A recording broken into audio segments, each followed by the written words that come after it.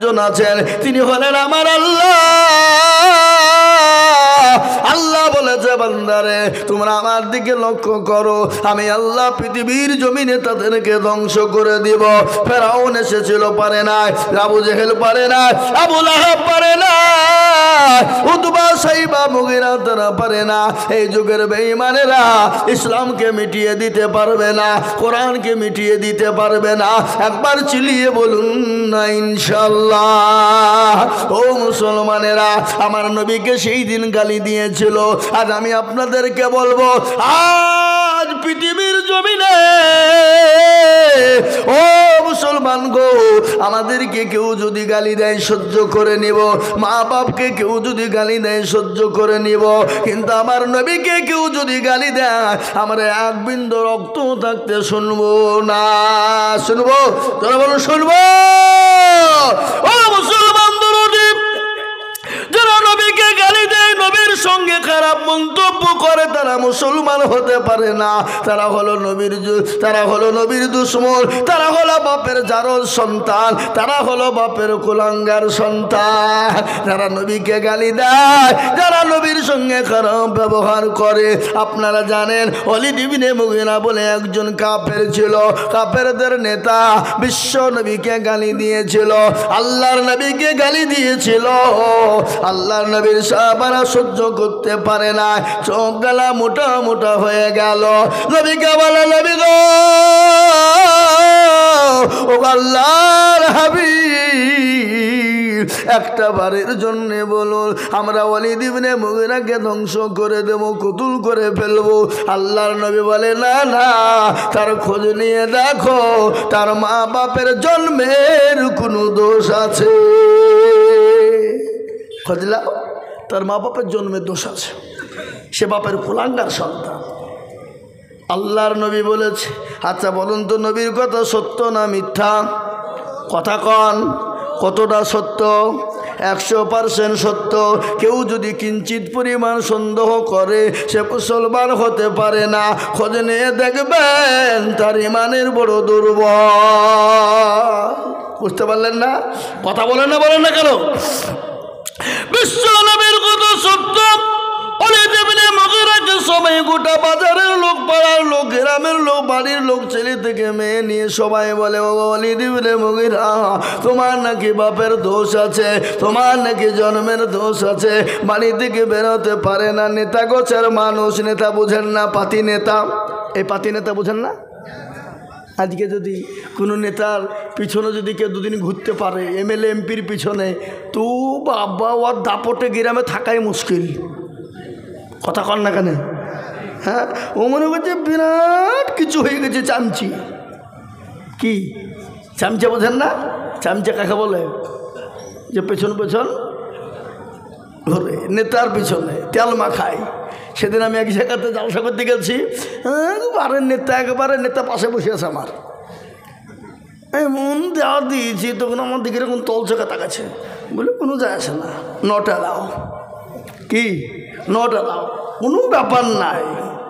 এ বাবা, আজকে আমি আপনাদেরকে বলবো, ওয়ালিদ ইবনে মুগিরাকে নবী বলেছেন, তোমার জন্মের কোনো দোষ আছে, খোঁজ নাও।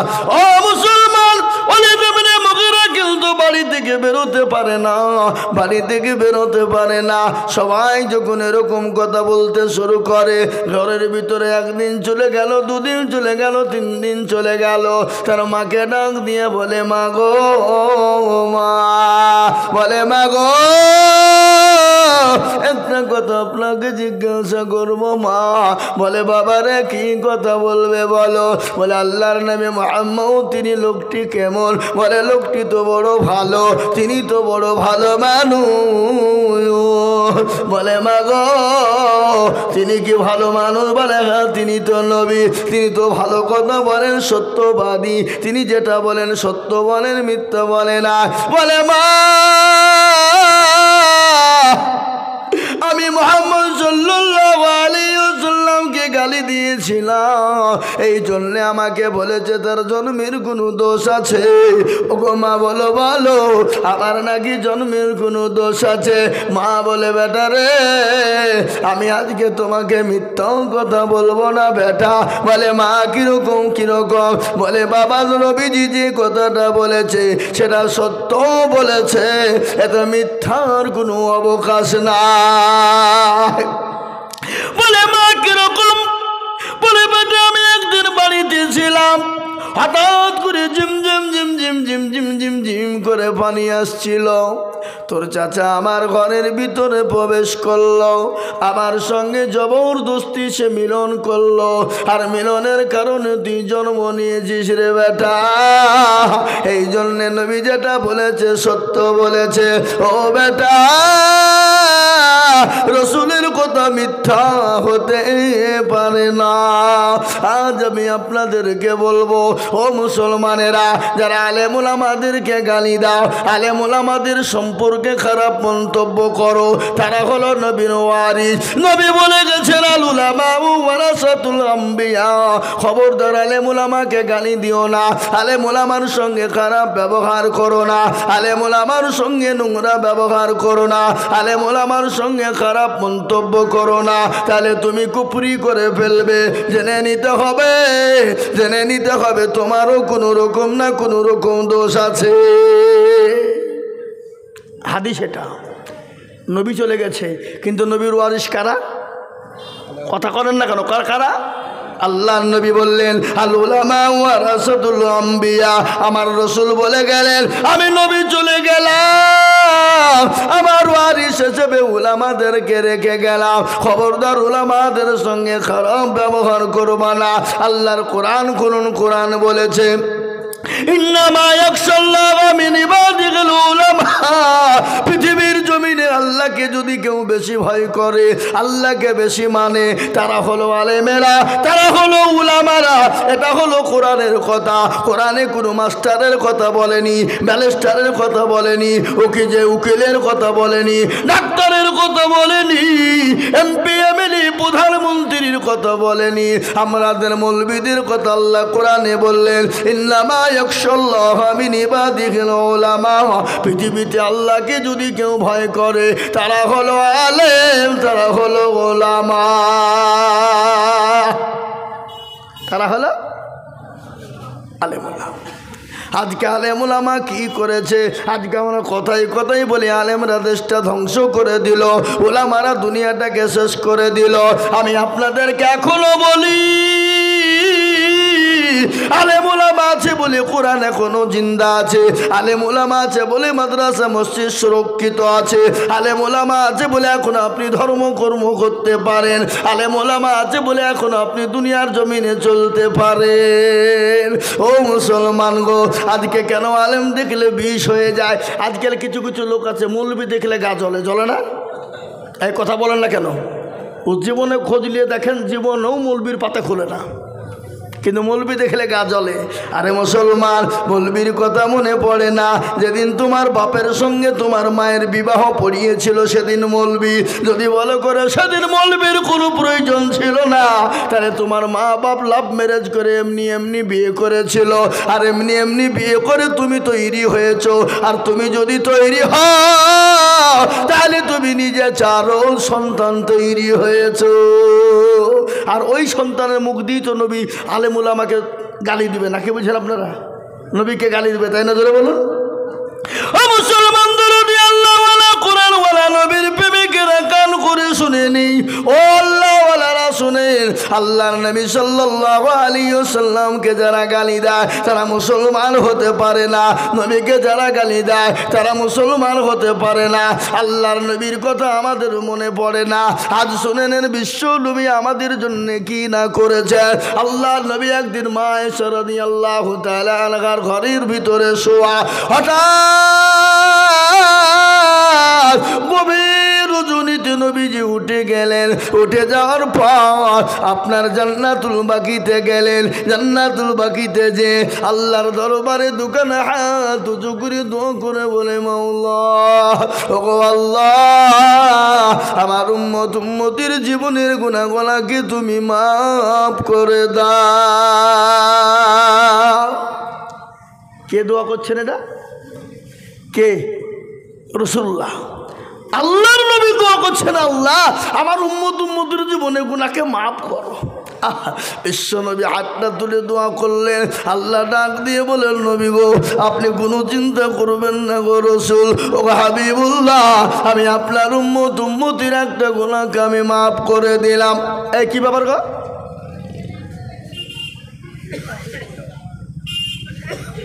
একটু বসেন, উঠবেন না ভাইয়ের আমার বাবা জীবনেরা। আল্লাহ নবী আল্লাহকে জানে, আল্লাহ জানিয়ে দিয়ে বলেন, নবী গো আমি আপনার উম্মতির একটা গুনাহকে মাফ করে দিলাম। কিন্তু বিশ্ব নবী দোয়া বন্ধ করলেন না, আবার হাতটা তুলে দোয়া করে বলে, আল্লাহ আমার উম্মতির জীবনের গুনাহকে মাফ করে দাও। ও আল্লাহ আমার উম্মতি জাহান্নাম থেকে বাঁচতে পারবে না। জাহান্নাম বড় কঠিন, কবর বড় কঠিন গো আল্লাহ। আল্লাহ বলে, নবী গো আমি আপনার উম্মতির 2 ভাগ গুনাহকে মাফ করে দিলাম। জোরে বলুন সুবহানাল্লাহ। কিন্তু বিশ্ব নবী দয়ার নবী তিনি দোয়া কিন্তু বন্ধ করলেন না, আবার হাতটা তুলে দিয়ে বলছে, আল্লাহ আমার উম্মতির জীবনের গুনাহগুলোকে তুমি মাফ করো। আল্লাহ বলেন, নবী গো আমি আপনার উম্মতি 4 ভাগ গুনার মধ্যে 3টে গুনাহকে মাফ করে দিলাম। কিন্তু গো নবীজি আমি একটা গুনাহ জীবনেও কোনোদিন মাফ করব না। সব গুনাহ আল্লাহ মাফ করে দিবে, কিন্তু একটা গুনাহকে মাফ করবে না। সেটা কোন গুনাহ? জোরে বলুন না।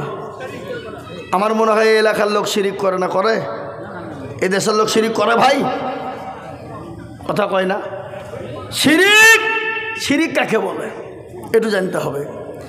আজকে আমরা আল্লাহ ছাড়া কাউরির কাছে ভালো মন্দর মালিক বানাই, আল্লাহ ছাড়া কাউরির কাছে মাথা নত করি, আল্লাহর কাছে কাউরির কাছে সেজদা করি। আল্লাহ ছাড়া কাউকে আমরা আপনার ভালো মন্দর ভাগ্যের মালিক বলে দিই। এটা হলো শিরিক। আর শিরিক কাকে বলে? যাদের 8-10 বছর বিয়ে হয়েছে, বাচ্চা হয় না, তালতলা বেলতলা গাছতলা মেহেদিতলা হরঘরে লোলডাঙ্গা পেয়ারডাঙ্গা আলা হাদিস হানফি শাফি মালিকি কুষ্টিগিরি ছোট পীর বড় পীর হঠাৎ পীর বালিশ পীর ডাল পীর কানা পীর দাজ্জাল পীর ন্যাংটা পীর খিচুড়ি পীর বাপের জামা গায়ে দিয়া পীর তার দরবারে গিয়ে বলে, মেরে খাজা কদমে এক লড়কা বানা দো। আল্লাহ বলছে, তোকেও ফাটাবো, খাজাকেও ফাটাবো।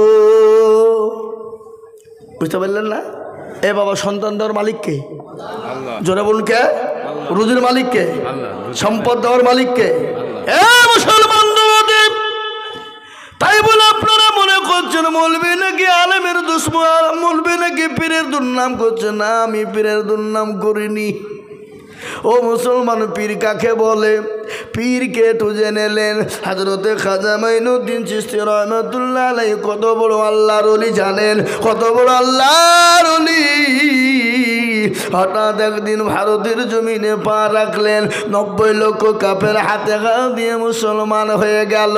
মাকে গিয়ে বলে, মা গো আজকে আমি বড় আনন্দিত গো মা। বলে, কেন রে বেটা? বলে, কেন কেন কেন? আজকে আমি বড় খুশি হয়ে গেছি। আজকে ভারতের মাটিতে 90 লক্ষ কাফের আমার হাতে হাত দিয়ে মুসলমান হয়ে গেল। মা বলে, বেটা এটা তোর আনন্দ নয়, এটা আমার আনন্দ রে বেটা। বেটা বলে, মা গো এটা তোমার আনন্দ মানে আমার আনন্দ। ওগো মা জননী শোনে না, ওগো মা তোমার আনন্দ মানে আমার আনন্দ। মা বলে, বেটা রে কেন আমার আনন্দ তুমি জানো? ও বেটা কান করে শুনে না, তুই যে আমার কলিজার সন্তান মাইনুদ্দিন, তুই যখন আমার গর্বে ছিলি রে বেটা, আমি যে তোর মা, আমি কোনোদিন তাহাজ্জুদের নামাজ এক ওয়াক্ত কাজা করি নাই। সুবহানাল্লাহ বলুন। এ বাবা, আমাদের দেশে এরকম কোনো মা আছে যে পেটে সন্তান নিয়ে পাঁচ ওয়াক্ত তো নামাজ তো দূরের কথা, তাহাজ্জুদ তো জীবনেও পড়বে না, এরকম মা আছে? কথা বলেন, কথা বলেন। আমাদের দেশে বাপজি বাচ্চা পেটে আসতে দেরি, ও কিন্তু হুকুম করতে লোককে দেরি নাই। কথা বলেন। ডাক্তার বলেছে খবরদার লড়াচড়া করো না, কেন ক্ষতি হয়ে যাবে, নামাজও পড়া বন্ধ। কিন্তু সারাদিন বসে বসে সিরিয়াল দেখতে কোনো ব্যথা নাই। আপনাদের দেশে সব নামে নাকি আছে? হ্যাঁ, শাশুড়িকে হুকুম, মাকে হুকুম, স্বামীকে হুকুম, ছেলেকে হুকুম, বোনকে হুকুম। নবাব শেরেশ নবাব জাদি হয়ে গেছে, পায়ের ওপর পা তুলে বসে বসে আপনার সিরিয়াল দেখে। ও মুসলমান, কিন্তু আমার নবী বলে গেছে কোনো মহিলার গর্ভে যখন বাচ্চা এসে যায়, সে জননী জানে বেশি বেশি করে আল্লাহকে ডাকে, বেশি বেশি করে নামাজ পড়ে, বেশি বেশি করে কোরআন হাদিস পড়ে, বেশি বেশি করে আল্লাহকে আল্লাহর জিকির করে, বেশি বেশি তসবিহ পড়বে, বেশি বেশি করে নামাজ পড়বে। আল্লাহ বলেন ওই নারী আমার আল্লাহ তার দায়িত্ব নিয়ে নিয়ে ওই নারীর বাচ্চা নরমাল আল্লাহ প্রবেশ করে দেবে, তাকে সিজারের কোনো প্রয়োজন কিন্তু হবে না।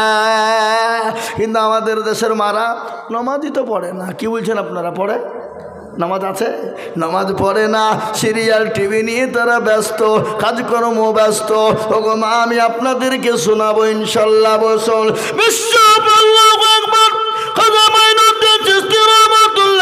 বলে মাগো আর কি বলে, বেটা রে তুই যে আমার কলিজার সন্তান, কলিজার টুকরা, ওরে বেটা আমি যে তোকে আমার বুকের স্তনের 2 বছর দুধ পান করিয়েছিলাম, আমি যে তোর মা, আমি কোনোদিন বিনা ওযুতে একদিনও তোকে স্তনের দুধ পান করাই নাই। সুবহানাল্লাহ বলুন। পীর কাকে বলে? পীর তো তিনি। ও মুসলমান, আল্লাহর ওলি কারা? যারা আল্লাহর হুকুমকে মেনে না, আল্লাহর দিনকে মেনে না। আমি পীরের দুর্নাম করিনি। আজকে আমাদের দেশে কিছু ভণ্ড পীর বেরিয়েছে, নামাজ নাই, রোজা নাই, কুল নাই, কলমা নাই, উত্তর দক্ষিণ কিছু নাই। তাদের দরবারে গেলে নামাজ লাগে না, তাদের দরবারে গেলে কোরআন পড়তে হবে না, তাদের দরবারে গেলে আপনার নামাজ রোজার প্রয়োজন হবে না। ও মুসলমান, একটা কথা আমার মনে হয়ে গেল, আমি এর আগেও বলেছি বাবা, বাঁকুড়া জেলা নাম শুনেছেন আপনারা? বাঁকুড়া জেলা সোনামুখী বলে একটা জায়গা আছে বাবা। ওই এলাকায় একটা জায়গাতে এক সাধু বাবা বসে আছে। কি বাবা? সাধু বাবা, যার মাথায় জড়ে দাঁড়িতে চট, গায়ে চালার চট পড়ে বসে আছে রে বা। হাতে এরকম করে মাল নিয়ে ডলে, আর কলকাই ভরে চোখ টান দেয়, আর বলে মদিনা যাব কেমনে, মনে হচ্ছে মদিনা তার বাপের ঘর। চোখগুলা মোটা মোটা হয়, কিসে টান দিছে? গেজাই। হ্যাঁ এ বাবা, গেজাই মারে টান। আরে এমন গান ধরেছে, আইনা বাবা কারি, আইনা বাবা, আইরে বাবা, আইনা কারিগর, আয়না বসায় আছে বাবা কলমের ভিতর। কি বুঝলে? হক আল্লাহ, নামাজ রোজা লাগবে না।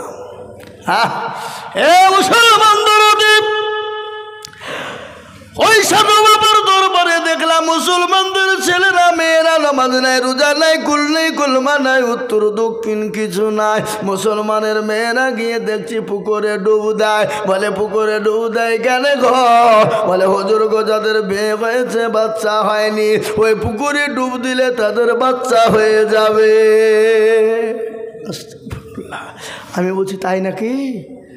তাহলে একটা কাজ করো, এই বাঁকুড়া ছেলেরা, এই তোমরা পুকুরটা বুঝিয়ে দাও। বলে কেন হুজুর? যদি না বুঝিয়ে দাও, কোনো ভুলবশত যদি বেটা ছেলে ডুব মারে দেয়, তারও তো ছেলে হবে নাকি? বুঝছেন আপনারা? যে ডুব মারবে তার ছেলে হবে, তাহলে বেটা ছেলে ডুব মারলে তার ছেলে হবে না? এই মুসলমানেরা, ধোঁকাবাজেরা আজকে তারা ধোঁকা দিয়ে মানুষের জীবনের সমস্ত সম্পদ লুট করে নিচ্ছে। আজকে তারা লুটপাট করে খাচ্ছে। নামাজ নাই, রোজা নাই, কুল নাই, কলমা উত্তর দক্ষিণ কিছু না। কিন্তু আমি আপনাদেরকে পীরের কথা বলেছি, এখনো ভালো পীর বেঁচে আছে, এখনো ভালো পীর আছে। ও মুসলমান, ভালো পীর ছিল আল্লাহু আকবার, মাহবুবে সুবহানি, কুতুবে রব্বানি, বড় পীর আব্দুল কাদের জিলানী রহমাতুল্লাহ আলাইহির একটা ঘটনা মনে হয়ে গেল। কি বলবো না বলবো? খাজা মঈনুদ্দিন চিশতি সুবহানাল্লাহ, বড় পীর আব্দুল কাদের জিলানী রহমাতুল্লাহ আলাইহির একটা ঘটনা। তার আব্বা জানের নাম ছিল আবু সালেহ জঙ্গি মুসা রহমাতুল্লাহ আলাইহি। একদিন তিনি খোদার তড়নায় পানি পান করার জন্যে আপনার নীল নদীর ধরে পানি পান করবে বাবা। ইতিমধ্যে একজন খোদার তড়নায় তিনি সহ্য করতে পারেন না।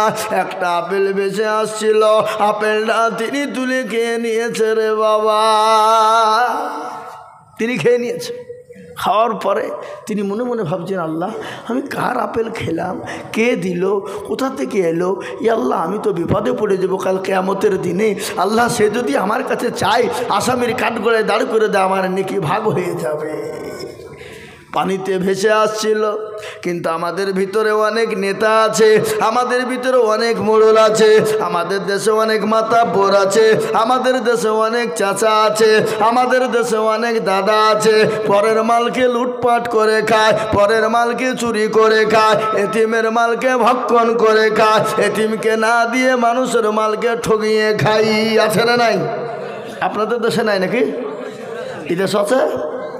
এ বাবা, গরিবের মালকে লুটপাট করে খায়, মানুষের হককে নষ্ট করে দেয়, হককে নষ্ট করে দেয়। কিন্তু শুনেন, হুকুকুল্লাহর হুকুকুল ইবাদ, এক হলো আল্লাহর হক আর একটা হলো বান্দার হক। কেউ যদি আল্লাহর হককে নষ্ট করে দেয়, আল্লাহ ইচ্ছা করলে ক্ষমা করে দেবে।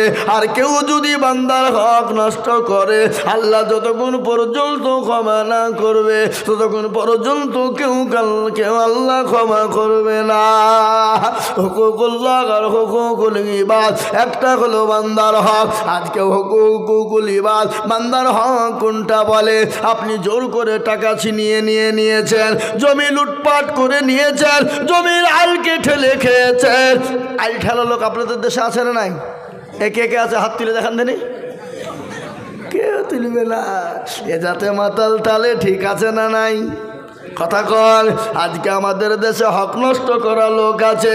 বোনকে ঠগিয়েছে, ভাইকে ঠগিয়েছে, বেটাকে ঠগিয়েছে, বিটিকে ঠগিয়েছে, বিটিকে ঠগিয়ে বেটার নামে সমস্ত সম্পদ লিখে দিয়েছে, বোনকে ঠগিয়ে ভাই সমস্ত সম্পদ লুট করে নিয়েছে। কাবা শরীফে যাই নামাজে দাঁড়িয়ে যে আপনার হজে যে আল্লাহর কাছে দোয়া করার বলে, আল্লাহ আমাকে জান্নাত দাও। আল্লাহ বলে, পাজিরে একবার মরে দেয়, তোকে যায় না মাঝে কি করে আমি ধরি? আয় একবার। বোনকে ঠকালছিস, ভাইকে ঠকালছিস, বিটিকে ঠকালছিস, আপনার এতিম ভাগিনাকে ঠগিয়েছিস। এরকম আছে না নাই? জোরে বলুন। ভাগিনাকে ঠকাই না, এতিমের মালকে লুট করে খাই না? মুসলমান যারা এতিমের মালকে চুরি করে খায়, লুটপাট করে খায়, চুরি করে নিয়ে নাই, এতিমকে ঠগায়, আল্লাহর নবী বললেন সে মাল খেলো না আগুন খেলো, তার পেটটা জানে আগুন দিয়ে পুরে লোড করে নিল। আজকে আমাদের ভিতরে এরকম লোক আছে না নাই? জোরে বলুন। ও মুসলমান দরদি গো, আল্লাহু আকবার। আল্লাহর ওলি কাকে বলে? তিনি বললেন, মাবুদ আমি আপেল খেয়ে নিলাম কার গো? আল্লাহ যতক্ষণ ওই মালিক আমাকে ক্ষমা না করবে, আল্লাহ তুমি তো আমাকে ক্ষমা করবে না।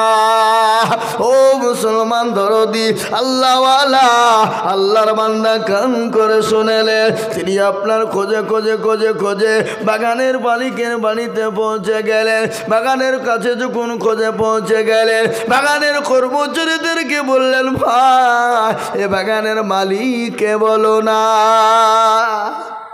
বলে, তুমি কে? কোথা থেকে এসেছো, কি নাম, কি পরিচয় তোমার?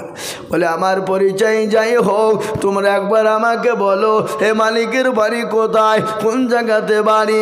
কর্মচারীরা বলল ভাই গো এই রাস্তা দিয়ে তুমি চলে যাও, অমুক বাড়িটা দেখবা এই মালিকের বাড়ি। সঙ্গে সঙ্গে তিনি হাঁটা ধরলেন, ওই বাড়ির কাছে গিয়ে তিনি পৌঁছে গেলেন। বাড়িতে গিয়ে বেল দেয়, সালাম দিয়েছে। সালাম সালাম বুঝেন না? এ বাবা, কারো বাড়িতে গেলে কি করতে হয়? সালাম দিতে হয় না? এটা কে শিখিয়েছে জোরে বলুন? রাসূলুল্লাহ। এ বাবা যায় মুরব্বীরা, একটু বসেন, একটু বসেন, উঠেন না, একটু বসেন। ভাইরা আমার, বাবা জীবনের আল্লাহওয়ালারা, কারো বাড়িতে গেলে সালাম দিতে হয়। আমাদের কিন্তু সালাম ফালাম লাগালে কই গো আছো বুঝলে দরজা তো হুড়মুড়কে ঢুকবে।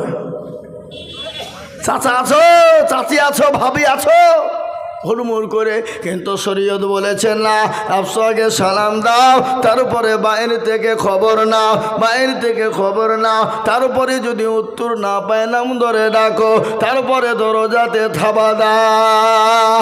ও মুসলমান দরদি, তিনি সালাম দিয়েছেন, বাড়ির মালিক এসে বলে কে গো?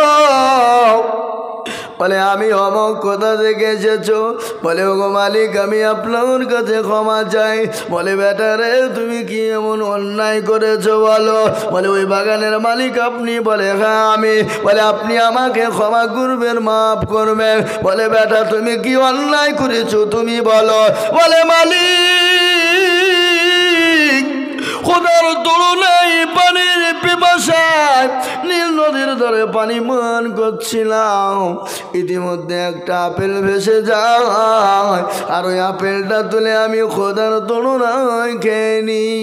আমি মনে মনে ভাবলাম আল্লাহ এ বাগানের মালিক যতক্ষণ আমাকে ক্ষমা না করবে, ও আল্লাহ তুমি তো আমাকে ক্ষমা করবা না, এই জন্য আমি আপনার কাছে ক্ষমা চাই, আপনি আমাকে দয়া করে মেহেরবানি করে ক্ষমা করবে।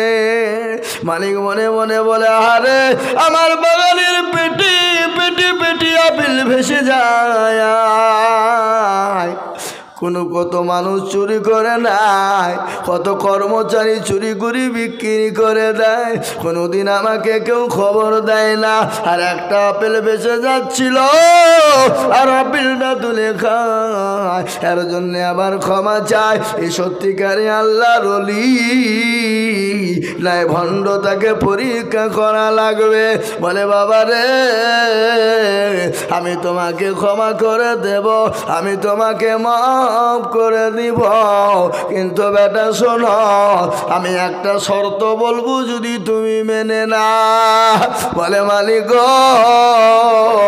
আপনি আমাকে যে শর্ত দেবেন আমি সেই শর্তটুকুন মাথা পেতে নেব। বলে কেন? দুনিয়াদার দুনিয়া না, এ দুনিয়া সামান্য জিন্দেগি, কিন্তু আসল জায়গা যেটা খবর পরকালটা বড় কঠিন, জাহান্নামের আগুন বড় কঠিন। আপনি বলুন কোনটা বলবেন? বলে ও বেটা আমি তোমাকে ক্ষমা করে দিব, কিন্তু আমার বাড়িতে আমার বাগানে 5 বছর তোমাকে বাগান আগলে দিতে হবে, আমার বাগানে কর্মচারী হবে, আমার বাগানে তুমি কর্মচারীগিরি করবা। বলো বাবা করবা।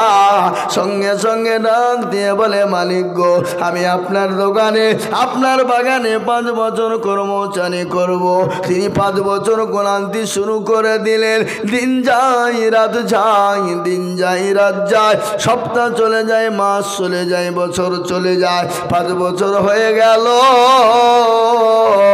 মালিকের কাছে গিয়ে বলে ও মশাই, ও বাগানের মালিক আপনি আমাকে ক্ষমা করে দিন, ক্ষমা করুন, আপনার আজকে 5 বছর পূর্ণ হয়ে গেল।